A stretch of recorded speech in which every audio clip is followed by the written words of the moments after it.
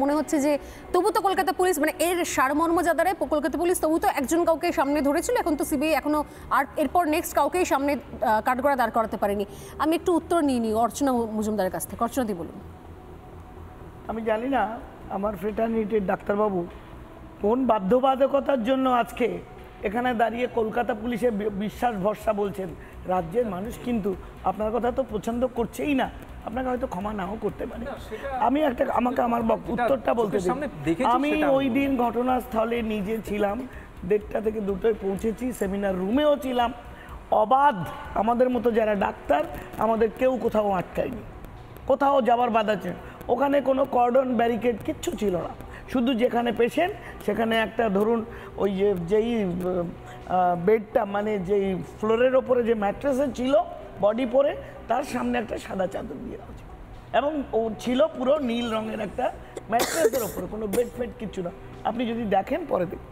2 নম্বর, police এবং অপ্রয়োজনীয় লোকজনে ওটা ভরাট এবং সারাক্ষণ আলোচনা চলছিল, যেখানে আমাদের তিলোত্তমার মা বাবা হলের বাইরে ছিল, দে ওয়্যার নট অ্যালাউড, বাকি সবাই অ্যালাউড। 3 নম্বর, পুলিশকে যেভাবে ছো মেরে বডি ডিসপোজ অফ করার যে তারা ছিল, তাতে কি পুলিশের কোনো ইন্টারেস্ট নেই? পুলিশের মাথার ওপরে যে রাজনৈতিক লোকগুলো তাদের চালায়, সেই আমি দেখেছি ডিসি নর্থ, ডিসি সেন্ট্রাল এবং আপনার কমিশনার পুলিশ 3 জন উপস্থিত ছিলেন ওখানে, 2 জন, একজন এমএলএ একজন কাউন্সিলর উপস্থিত ছিলেন। What was there job? আর বাকিদের তো এখন সব আপনারা আইডেন্টিফাই করছেন, ভিডিও বেরোচ্ছে।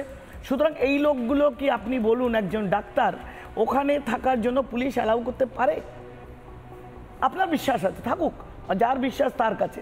মানুষ যেভাবে আমি একটা নিজস্ব মোবাইল থেকে আমি কমিশনার পুলিশকে ইমেল করেছিলাম ঠিক 4:30-র সময় যে 4টে বেজে গেলে আমরা কিন্তু ডিসপোজ অফ করতে পারি না এবং আমাদের এই বিশ্বাস নেই, আমরা আনিসের বেলা আমরা পরে সেকেন্ড পোস্টমর্টম করতে পেরেছি, please don't dispose of the body. আমার সে মেইল এখনও আছে, কমিশনার পুলিশ জানে এবং আমি বারবার বলছি। কিন্তু চিলের মতো ছো মেরে বডি নিয়ে টাকা থানা যেভাবে মা বাবাকে ডিপ্রাইভ করে, যে স্টুডেন্টগুলো এত বছর ওর সাথে পড়লো তারা সকাল থেকে লাইন দিয়ে দাঁড়িয়েছিল, অন্তত শত ফার্স্ট ইয়ার থেকে পিজিটি পর্যন্ত কেউ তাদের বন্ধু সহপাঠীর মুখ দেখতে পেল না, যেভাবে পুলিশ তুলে নিয়ে চলে গেল। আপনি বলুন তাদের কোনো ইন্টারেস্ট ছিল না, they had no other option. তারা আমাকে বলতে দিন, তবু আপনি তাদের রেসপেক্ট করুন, তাদের বিলিভ করুন, আপনি করুন, আমার আপত্তি নেই। কিন্তু আমি একজন বাংলার মহিলা, একজন চিকিৎসক, একটা মেয়ের মা, যে মেয়ে ডাক্তার রাতে ডিউটি করে, আমি নিজেও ডাক্তারি করেছি, সেই জায়গার থেকে আমি বলতে পারি যে এই যে আমরা তিলোত্তমাকে হারালাম, একটা উডবি পালমোনোলজিস্ট, যে মেয়েটা 1 বছর পরে যার ফিউচার একটা ব্রিলিয়ান্ট ফিউচার পোস্ট কোভিড পিরিয়ডে, সেই তার স্বপ্নটাই অঙ্কুরে বিনাশ হয়ে গেল, যার জন্য ফেরত দিতে পারবে না। কি করেছে আপনি আমায় বলুন? পুলিশ শুধুমাত্র প্রমাণ লোপাট নয়, আপনার এফআইআর করেছে কখন? বডি ডিসপোজ হয়ে যাবার পরে। কেন পুলিশকে এটা জানে না? আমরা ফরেন্সিকে পড়িনি, আপনি পড়েননি, আপনার ইনকোয়েস্ট করা যায়? আপনি বলুন না, আমরা তো এফএসএম পড়ে এসেছি, আমরা তো পরীক্ষা দিয়ে পাস করে এসেছি। Till you have believe in them, আপনার বিশ্বাস থাকুক। কিন্তু আপনি যদি একটা মেয়ের বাবা হন, আপনার মেয়ে যদি বড় হয়, আপনাকে কিন্তু ক্ষমা করবে না তার যখন এই ধরনের ঘটনা ঘটে। আমি আবার বলছি, আমাকে আবার বলতে দিন, আমি একটা কথা বলিনি, আপনি আমার বললেন তো মর্গে 4টে লাশ 2 দিন আগে থেকে পড়ে আছে, তাই সেই মেয়েগুলোর হয়নি।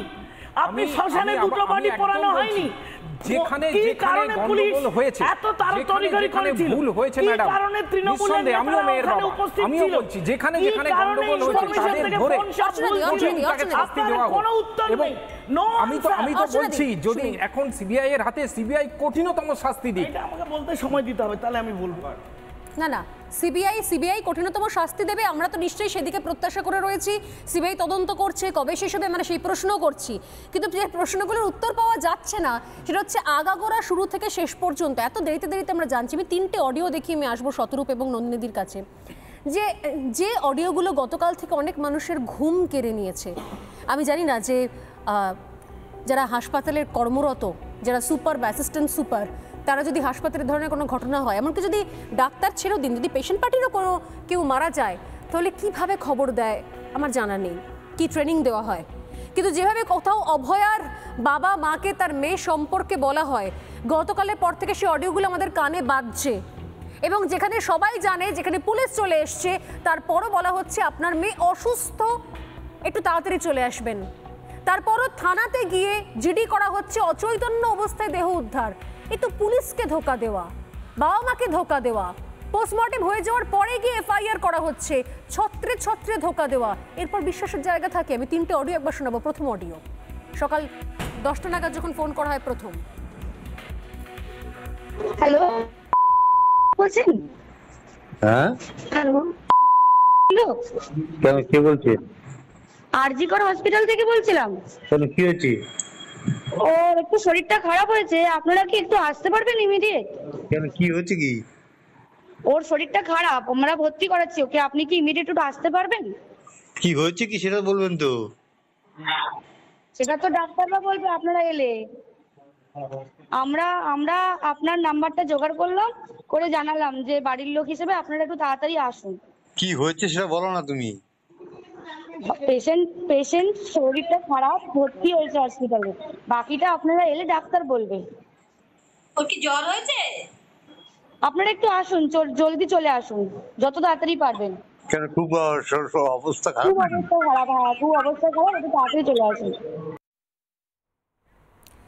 আমি জানি না যে কিভাবে একজন বাবা মায়ের সঙ্গে কথা বলা উচিত। তার মেয়ে সারা রাত 36 ঘন্টা ডিউটি করলো, তারপরে তার মেয়ে রাত্রে ফোনে কথা বললো, খাওয়া দাওয়া করে ঘুমোলো, সকালবেলা বারবার করে বলা হচ্ছে আপনি চলে আসুন, আপনার মেয়ে একটু অসুস্থ বোধ করেছে, আপনারা চলে আসুন। আসুন না, বলছি না আসতে। এমনকি যখন চরম খবরটাও দেওয়া হচ্ছে, সেটাও কি অবহেলায়, তাচ্ছিল্যের সঙ্গে। আমি জানি না যে কোথায় কোন হাসপাতালে অ্যাসিস্ট্যান্ট সুপার এরকম ট্রেনিং পান, আমার জানা নেই। শুনুন পরের ফোন। হ্যাঁ বলুন। হ্যালো, হ্যালো, হ্যাঁ বলুন। বাবা বলছি। হ্যাঁ বলুন বলুন। কি হয়েছে কি সেটা বলো না একটু। ওনার অবস্থা খুবই খারাপ, আপনি যতটা তাড়াতাড়ি পারবেন চলে আসুন।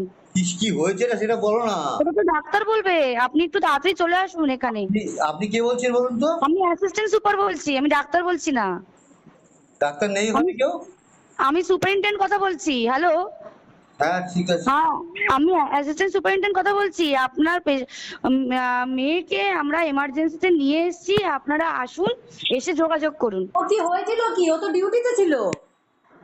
আপনারা জলদি চলে আসুন, যতটা তাড়াতাড়ি পারবেন।